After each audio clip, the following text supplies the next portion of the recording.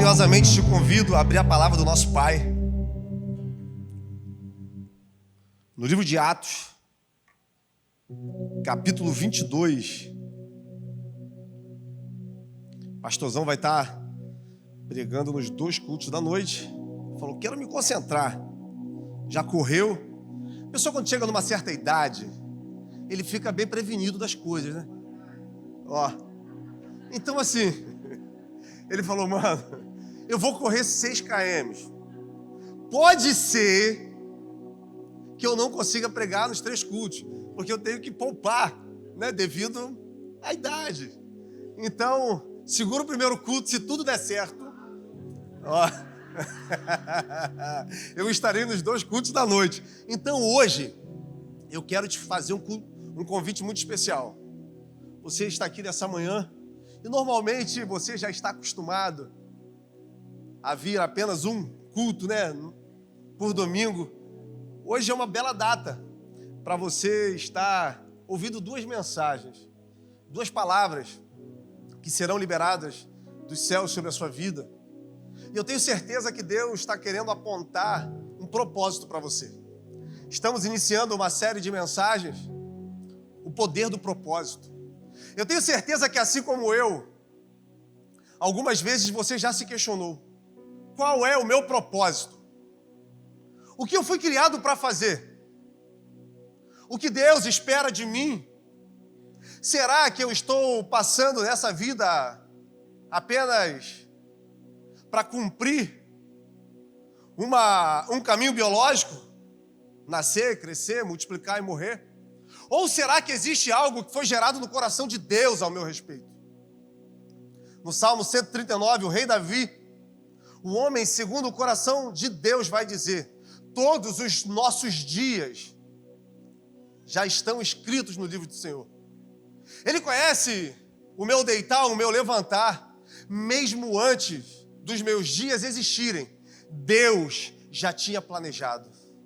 Então eu quero começar nessa manhã te dizendo: Deus tem um propósito para você.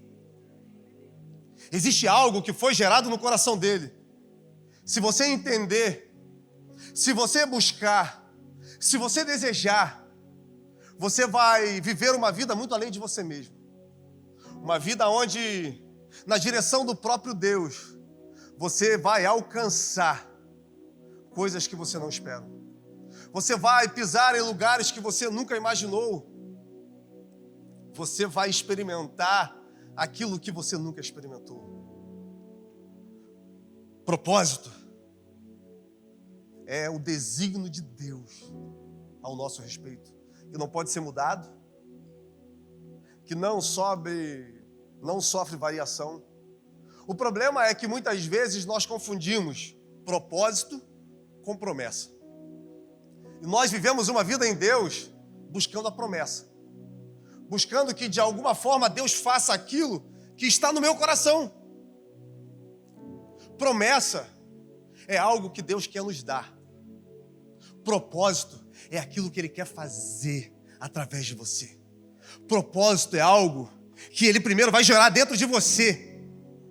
E depois, naturalmente, pessoas serão alcançadas pelo que Ele tem na sua vida. Normalmente, o propósito é a conclusão da promessa. Deus prometeu a Abraão que ele teria um filho. Num cenário de infertilidade, de impossibilidade, a promessa é o filho. Mas o propósito, através da sua descendência, todas as famílias da terra serão. Deus prometeu a José um lugar de governo. O sol, a lua e as estrelas se dobrarão dentro de você. Mas depois que ele chega nesse lugar, Deus vai dizer: todo Israel vai ser alimentado pelo que eu vou fazer na sua vida. Perceba a diferença de propósito para promessa. Então, o desejo do nosso coração é que você entenda que você foi gerado para que se cumprisse um propósito eterno através de você. Enquanto você vive, enquanto você respira, enquanto você abrir os seus olhos, as promessas de Deus são reais, mas os propósitos de Deus, eles são alcançáveis. Você pode, nessa manhã, estar aqui dentro dessa nave, ou quem sabe nos assistindo da sua casa, do seu trabalho. Quem sabe você está nos assistindo, vivendo um momento muito difícil na sua vida, no leito de hospital. Mesmo assim, os propósitos de Deus continuam valendo na sua vida. Mas, Glautinho, então o que eu tenho que fazer para viver tudo o que Deus tem? Qual é o caminho para que os propósitos de Deus se tornem reais? É sobre isso que nós vamos falar nessa manhã. Porque algumas vezes nós estamos tão agarrados naquilo que projetamos, planejamos e sonhamos, que nós não percebemos, que ainda não sabemos nem o que Deus espera de nós. E a pergunta carinhosa que eu tenho para você nessa manhã é: o que Deus espera de você?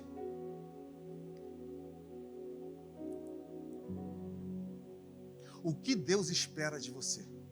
Porque se você não souber o que Ele espera, como você vai responder a esse amor? Se você não sabe ainda o que Deus espera, como você vai cumprir o seu propósito?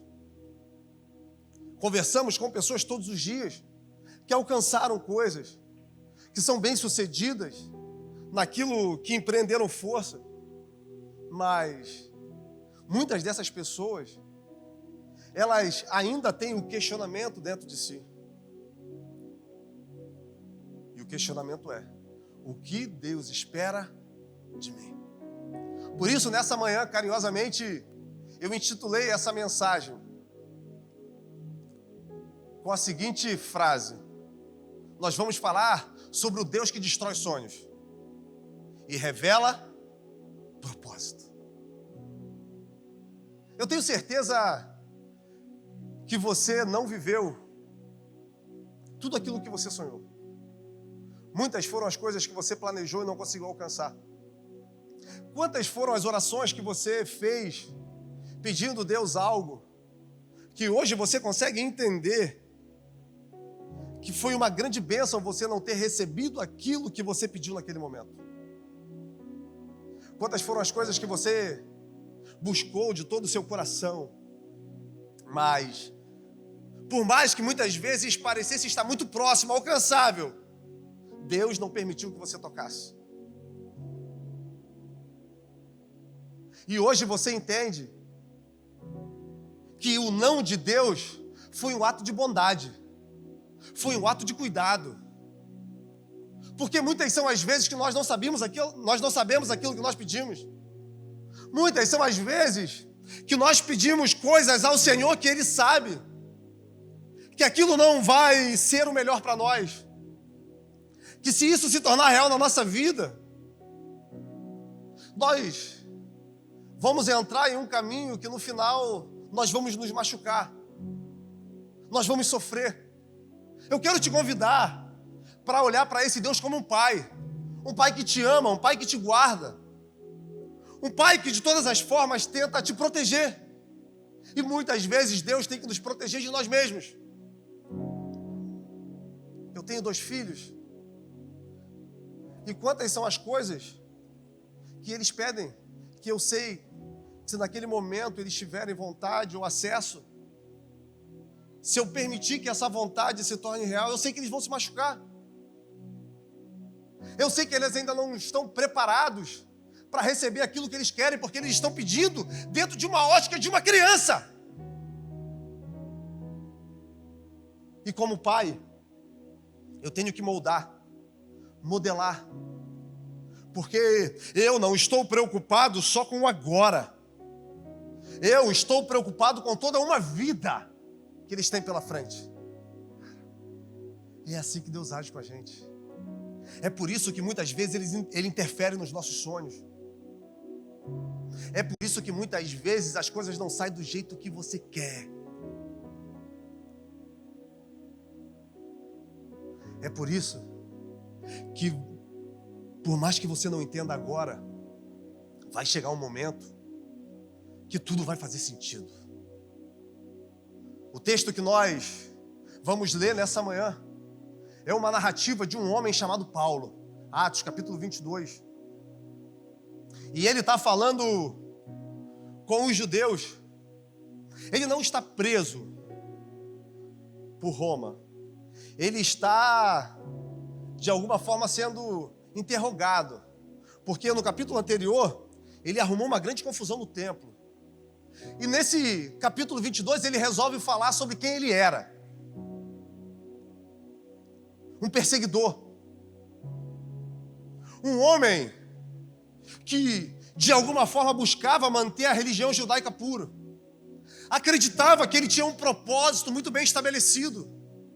E o propósito de Saulo era manter a religião judaica pura. Impedir que o nome de Deus fosse profanado. E a palavra diz que ele aspirava a ameaças de morte contra os cristãos. Por quê? Porque ele era muito bem sucedido naquilo que ele acreditava que fosse o propósito da vida dele. Irmãos, a pior coisa que pode acontecer é nós prosperarmos em um caminho que não foi Deus que designou para nós. A pior coisa que pode acontecer na nossa vida é, mesmo não sendo o desejo no coração de Deus, nós termos sucesso em coisas que, sem perceber, nos distanciam dele. E pode ser que muitas vezes a gente se pegue lutando contra a própria vontade de Deus, porque era isso que Saulo estava fazendo, tentando de alguma forma paralisar um movimento que tinha sido iniciado pelo próprio Jesus Cristo. Saulo tinha aprendido aos pés de Gamaliel, um grande filósofo, um grande homem que era conhecido por sua sabedoria. E de repente ele entra no cenário em um momento muito difícil da história da igreja. No capítulo 6 do livro de Atos, a palavra vai dizer que um jovem cheio do Espírito Santo, um jovem rico em sabedoria, ele estava pregando e falando sobre Jesus Cristo. Os mestres da lei, a galera do Sinédrio, vendo que não poderia competir com a sabedoria desse jovem, resolve então subornar alguns homens para que de alguma forma eles acusassem Estevão de algo que ele não tinha feito. Blasfemar contra o templo, blasfemar contra o Senhor. E esse jovem vai a julgamento. E, irmãos, eu quero te convidar a ler depois Atos capítulo 7, porque Estevão, em uma narrativa linda, ele vai desenhando toda a história do povo de Israel, e ele vai mostrando que tudo o que aconteceu com aquele povo apontava em uma direção: Jesus Cristo. Toda a história do povo judeu apontava para o Cordeiro perfeito, o Deus Filho vindo à terra e resgatando a humanidade caída. Jesus, o projeto perfeito, o plano perfeito. Então, quando aqueles homens percebem que não poderiam conter aquilo que estava sendo falado por Estevão, eles têm uma ideia. Eles resolvem então matar aquele jovem. Leva Estevão para fora da cidade e eles apedrejam Estevão. Nesse momento, algo poderoso acontece. Porque Deus, Ele nunca deixa os seus sozinhos.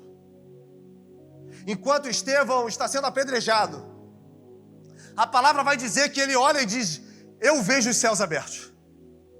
Eu vejo os anjos de Deus e o Filho do Homem sentado à direita do Deus Pai. E ele diz mais algo que na minha concepção vai ter um impacto muito profundo na vida de Saulo. Ele repete as mesmas palavras de Jesus Cristo. Não imputa sobre essas pessoas, Pai. Não lance sobre eles aquilo que ele está fazendo. Perdoa, porque eles não sabem o que estão fazendo. Esse jovem morre. Então pegam a sua capa, as suas roupas sujas de sangue e levam até os pés de um homem muito poderoso chamado Saulo. Saulo consentiu com a sua morte.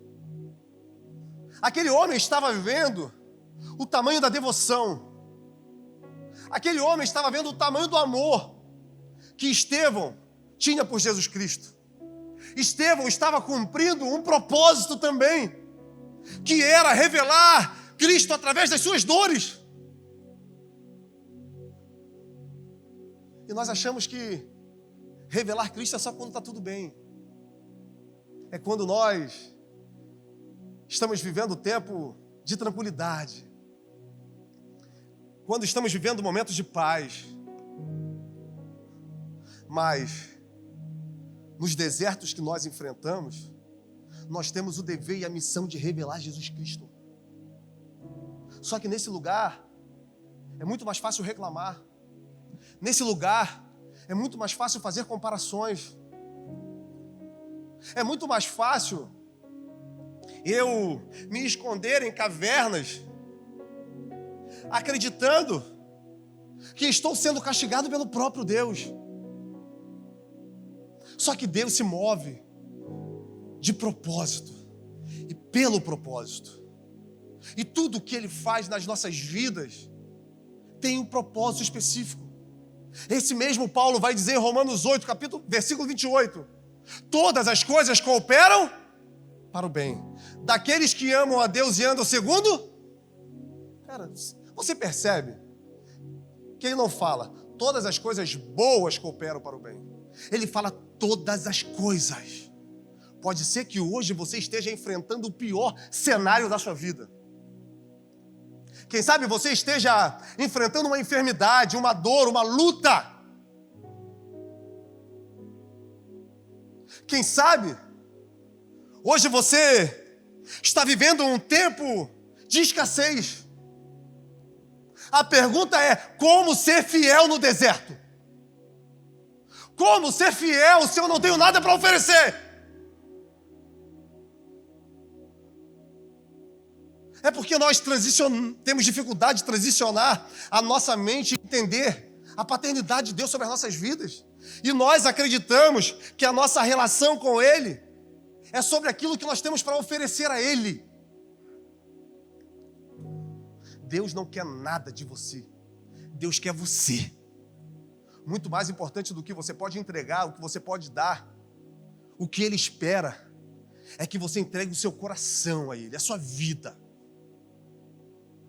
É que você viva em um lugar de dependência, mesmo se o cenário estiver totalmente caótico. Essa semana eu ouvi um testemunho que edificou muito a minha vida. Um casal aqui da nossa igreja que estava passando um tempo muito difícil financeiro. O homem desempregado, a mulher desempregada. E o coordenador de PG, ele veio aqui na igreja, pediu uma cesta básica para esse casal. E prontamente nós abençoamos, porque estava sendo discipulado, acompanhado. Era real o que eles estavam enfrentando. E o tempo foi passando. E aquele casal, eles viveram algumas crises. Alguns caminhos se abriram. Irmãos, todas as vezes que nós estamos em crise, caminhos se abrem. Só que esses caminhos podem nos levar para longe ou para mais próximo daquilo que Deus quer para as nossas vidas. E diante de tantas possibilidades, aquele casal resolveu se fortalecer no Senhor, perguntando: Deus, como eu me movo? Pega essa chave para a sua vida. No momento de dúvidas, se fortaleça no Senhor. Pergunte a Ele o que Ele quer que você faça. Para onde você deve ir. O problema é que nos momentos de dúvida, nós somos influenciados por pessoas que não estão vivendo aquilo que nós estamos vivendo. E muitas vezes não estão entendendo aquilo que Deus está fazendo. Pessoas que agem por impulso, por emoção. Pessoas que agem por ganância. Ou quem sabe em busca de reconhecimento. E nesse momento, essas pessoas vêm e tentam dizer para nós, olha, o caminho que você tem que seguir é esse aqui, ó. Só que eles resolveram permanecer. E quantas foram as vezes que nós fizemos esses momentos de ofertório, onde pedimos para as pessoas se colocarem de pé, com fé. E quantos foram os momentos que nós vimos esse casal de em pé? E o tempo passou. E eles orando, e eles acreditando. Até que um dia uma porta de emprego se abriu para aquela mulher. E ela foi trabalhar em uma casa. E logo ela começou a se destacar por aquilo que ela estava fazendo. E a dona dessa casa começou a ajudar ela de uma forma mais abundante. E o tempo foi passando. Logo, aquele homem também conseguiu um emprego. Até aí, tudo normal. Até aí, tudo tranquilo. É natural. Pessoas entrando no mercado de trabalho e pessoas saindo. Só que eles moravam de aluguel. E de repente, uma causa que está há anos na justiça. De repente, o parecer positivo sai. E de repente, o dinheiro cai na conta. E de repente, eles encontram uma pessoa que estavam querendo vender um imóvel. E de repente, eles compram um imóvel. Em menos de um mês, pessoas que estavam precisando de ajuda estão morando numa casa própria. Para nós é de repente. Mas para eles, foi um processo. E eles não abriram mão de viver tudo que Deus tinha para eles, discernindo o que eles tinham que fazer e o momento que eles deveriam fazer. Então, Estevão, ele estava cumprindo um propósito. E o seu sangue estava adubando uma terra que iria florescer abundantemente. Porque ele não sabia. Mas diante dele estaria um homem que naquele momento, mesmo consentindo com a sua morte, seria usado por Deus para mudar a história da igreja. Um homem que seria chamado para revolucionar a história da igreja. E sabe o que é interessante? Quando Judas vai embora, se suicida, os discípulos de Jesus, eles queriam ocupar o cargo de Judas, a vaga de discípulo. E sabe o que eles fazem? Eles tiram na sorte quem seria o novo discípulo. Naquele momento, um homem chamado Matias se torna um discípulo. Só que é bem provável que muitos aqui na nave nunca tiveram ouvido sobre o nome de Matias, porque ele só aparece nesse momento da história. Enquanto os discípulos, enquanto os homens escolhiam Matias, Deus olhava para um assassino. Deus olhava para alguém que não tinha nada humanamente a oferecer, só desprezo. E dizia, através desse homem, eu vou superabundar a minha graça. Quem sabe você esteja esperando reconhecimento humano. Quem sabe dentro de você existe uma frustração, porque você se doou. Você acreditava que estava vivendo o seu propósito, mas de alguma forma as portas foram fechadas, porque você foi escondido. Mas, irmãos, quando Deus resolve te colocar no lugar que Ele escolheu, nada pode conter a sua vontade. O que eu preciso então, Glautinho? Permanecer. continuar. Saulo não sabia, mas existia um propósito sobre a vida dele, e um propósito eterno, que não estava ligado ao que ele estava vivendo no momento, porque ele estava lutando contra a própria vontade de Deus. Muitas vezes nós nos pegamos lutando contra a vontade de Deus. Nós somos influenciados por pessoas e acreditamos que de alguma forma a gente pode contribuir para que Deus ele continue fazendo, quando na verdade o que nós precisamos é de discernimento sobre o que nós precisamos fazer. E Saulo naquele momento sabia o que ele tinha que fazer. Ele vai até os principais da sinagoga, ele pega cartas e agora ele é autorizado a viajar pelas províncias, a prender os cristãos. Um novo tempo de muita dificuldade está vindo sobre a vida dos nossos irmãos. Um tempo de dor, um tempo de morte, um tempo de aprisionamento.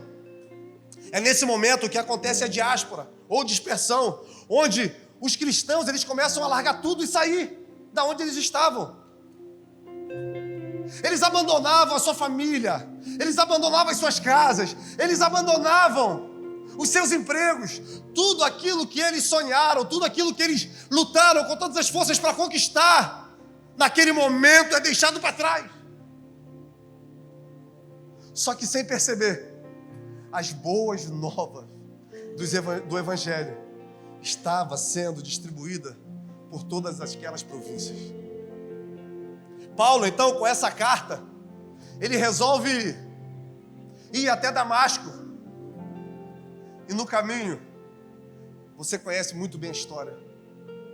No caminho, ele tem a revelação sobre quem é Jesus Cristo. Tudo acontece no caminho. Tudo acontece quando eu resolvo me manter fiel à palavra que Deus liberou. Tudo acontece quando eu resolvo não negociar princípios. Eu lembro quando eu cheguei aqui no SEM em Cabo Frio, há alguns anos, todo quebrado, machucado, sem expectativa de nada, com muitas frustrações com a religião, porque eu era um neófito na fé,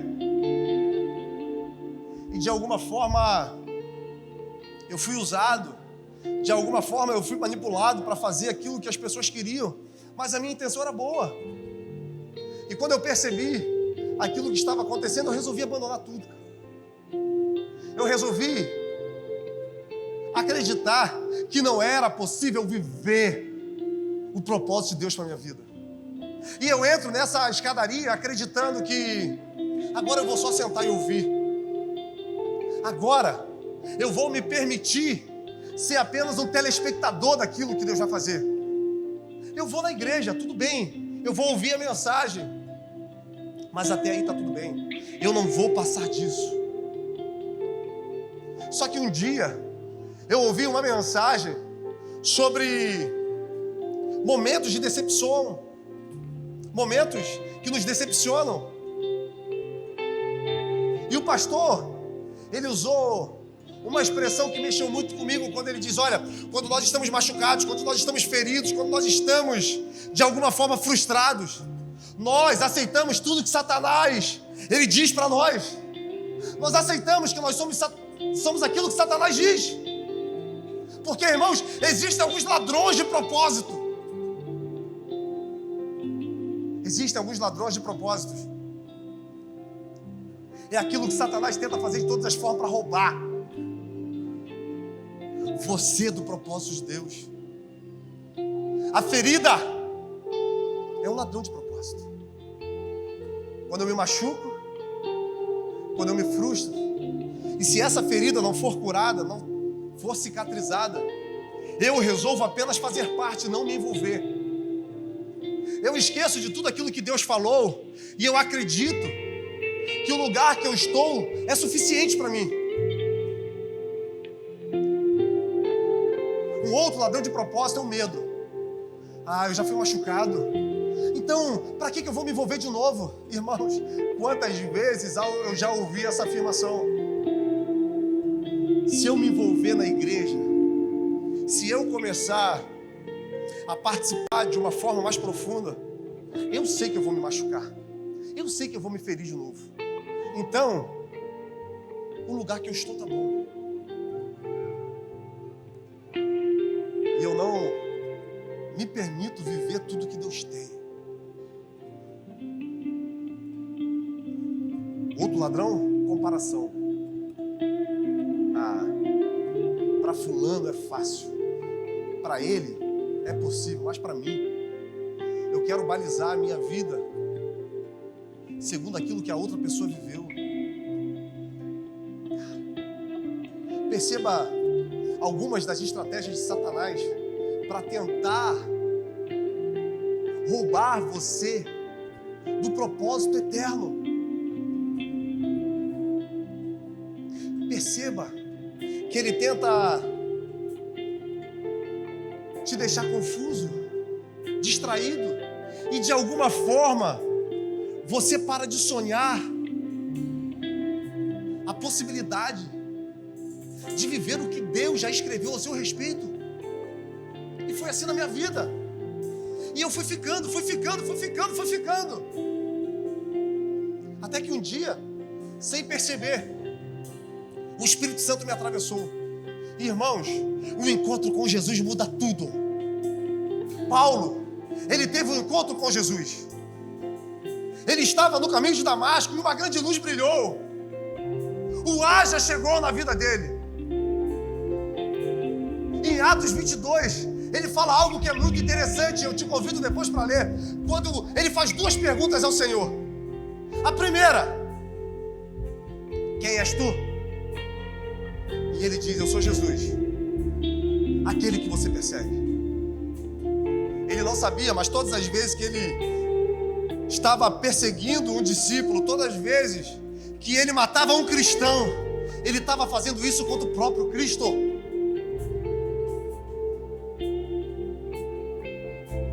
Mas agora ele está tendo a real revelação sobre quem é Jesus, e eu acredito que é nesse momento que ele entende o porquê esses homens estavam dispostos a morrer. É quando eu entendo quem é Jesus que eu me torno disponível a enfrentar qualquer coisa para me manter perto dele. Durante toda a história, ainda nesse tempo, irmãos cristãos são mortos, são degolados, decapitados vivos. E você sabia que todas as vezes que um cristão é preso, ele tem a oportunidade de negar Jesus? E se ele negar Jesus, ele vai ser solto. Se ele abdicar da fé, ele vai ver a sua sentença convertida. Ao invés de ser uma sentença de morte, ele pode voltar para sua família, ele pode voltar para sua casa, ele pode voltar para o seu emprego, mas vai viver uma vida normal. A pergunta é: como viver uma vida normal depois de ter conhecido Cristo? Mas os nossos irmãos preferiam dizer não. Homens e mulheres que preferiram morrer, viram os seus filhos queimados diante deles, foram lançados em covas com leões, foram obrigados a entrar em arenas e enfrentar soldados preparados. Nero pegou os cristãos, os do caminhos, encheu de cera, colocou na estrada, na frente do seu palácio, homens, mulheres, idosos, cristãos, crianças, e encharcavam aquela cruz de cera e acendia, e aqueles irmãos queimavam. Mas eles preferiam queimar do que negar esse Jesus. Eles preferiam morrer do que viver uma vida sem Ele. Eles preferiram ver os seus filhos sendo devorados do que dizer eu nego.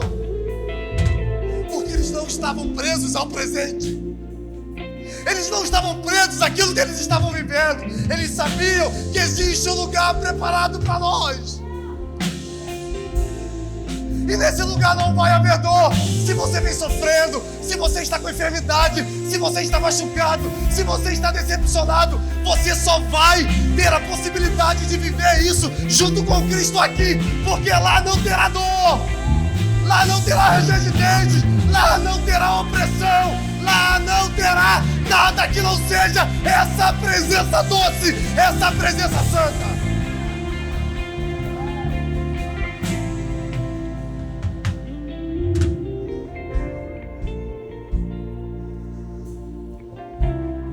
Faz a segunda pergunta: o que eu devo fazer?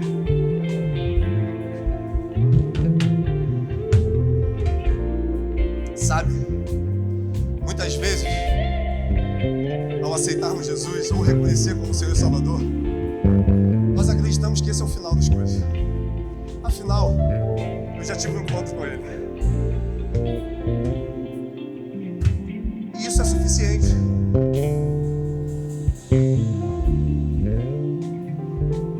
Mas, se você entende que existe um propósito, encontrar Jesus não é o final, é o começo de novas possibilidades. Quando você encontra Jesus, é como se você entrasse em um lugar, em uma vida nova. E agora você vai cumprir o real propósito que Ele tem para você. É agora que você vai ser aquilo que Ele te chamou para ser. É agora que você vai dizer aquilo que Paulo disse: e a minha vida eu considero perda quando eu tive a revelação de Jesus Cristo. Porque viver é Cristo, morrer é lucro. Irmãos,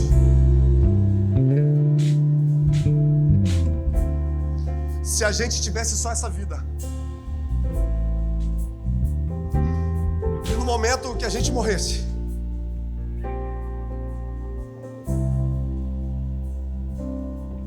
percebêssemos que não existe nada, é um vácuo eterno de tempo, acabou e acabou. Eu falo com muita convicção no meu coração que para mim teria valido a pena, mesmo não tendo nenhuma recompensa, ter vivido Jesus Cristo na minha vida enquanto eu estive aqui. Não há nada mais poderoso, não há nada mais profundo do que experimentar essa graça.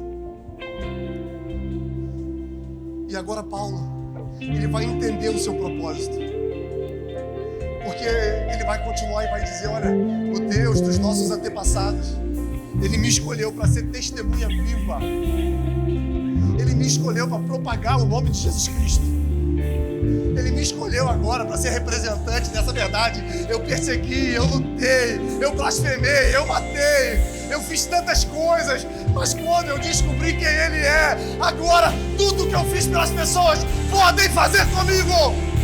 Eu não me importo, porque eu achei o verdadeiro sentido da vida. E o verdadeiro sentido da vida é Jesus. Ele foi humilhado, Ele foi machucado, Ele foi ferido de Deus, Ele bebeu o cálice da ira de Deus.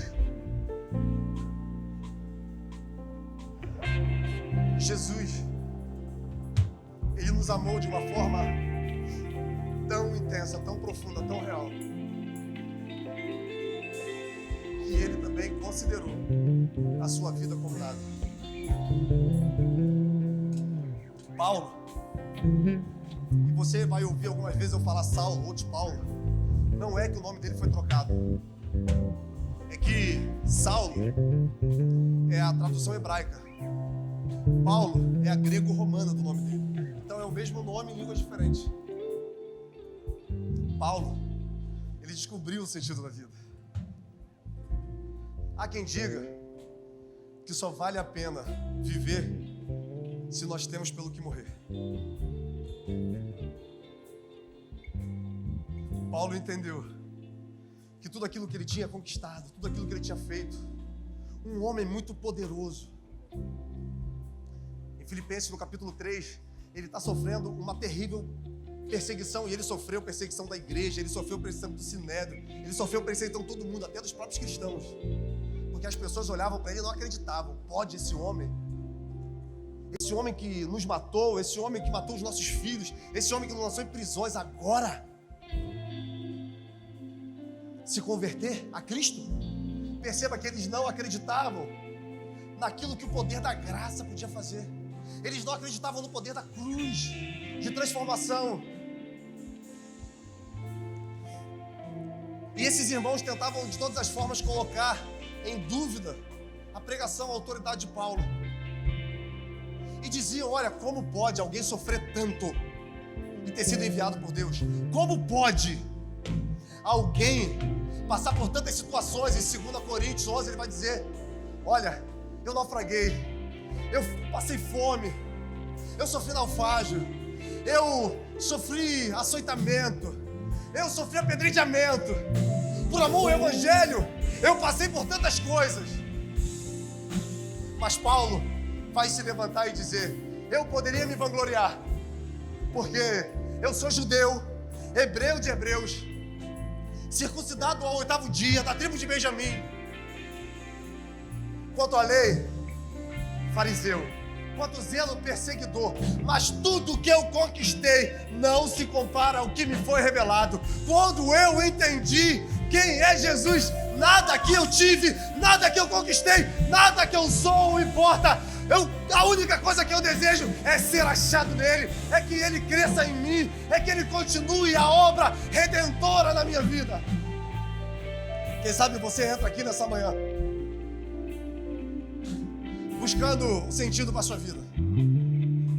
Você está inconformado com o que você está vivendo, mas você se sente no labirinto porque você não consegue encontrar o seu propósito. Quem sabe você já conquistou muitas coisas, já fez fortuna, já financeiramente rompeu. Quem sabe você é poderoso entre os homens, tem autoridade, mas mesmo assim você ainda não conseguiu encontrar o sentido para a sua vida. Essa mensagem toda foi só para dizer que você só vai ser completo quando você tiver um encontro verdadeiro com Jesus. Você só vai conseguir satisfazer e preencher esse vazio dentro do seu peito quando essa luz brilhar para você. Então, carinhosamente eu te convido, você que quer viver o propósito, você que quer viver tudo aquilo que Deus tem para você, que está inconformado com o que você está vivendo, eu quero te convidar a ficar de pé. Nós não vamos chamar ninguém à frente, afinal é o tempo de ceia.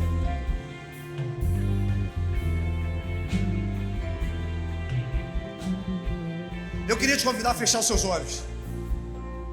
E se essa mensagem fez sentido para você, e assim como Paulo, você percebe que está em um caminho diferente daquilo que Deus tem para você, eu queria que no seu lugar mesmo você erguesse as suas mãos. Isso. Você que deseja viver o propósito de Deus, ter um encontro com Ele nessa manhã, eu te convido a erguer as suas mãos.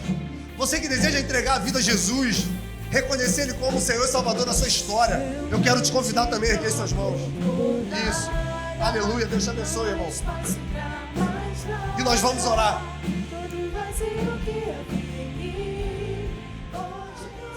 Pai, obrigado pelos louvores. Obrigado pelas orações que foram feitas e certamente chegaram à tua presença. Obrigado porque o Senhor é um Deus que ouve a oração dos teus filhos. Obrigado porque o Senhor nessa manhã colheu no teu odre lágrimas derramadas aqui. Obrigado, Senhor, porque faremos menção sobre esse culto diante de orações que colocamos diante do Senhor, porque cremos que o extraordinário nos alcançará no ordinário.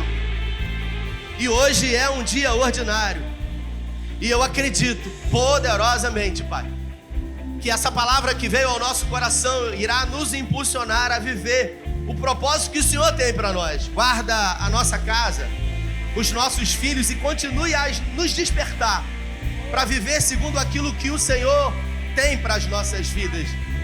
como eu tenho dito e declarado e profetizado para cada dia e para cada semana do mês de agosto, que a tua bondade esteja à nossa frente, mas as misericórdias na nossa retaguarda. Nos torne invisíveis aos olhos do homem mau, violento, sanguinário. Nos guarde, nos abençoe, adestre os nossos dedos para a batalha, e que essa semana que começa hoje seja uma semana de viver o extraordinário no propósito que o Senhor tem por nós. Oramos e te agradecemos em nome do Pai, do Filho e do Espírito Santo. Se você crê e recebe, dê a melhor salva de palmas a Ele. Vai em paz.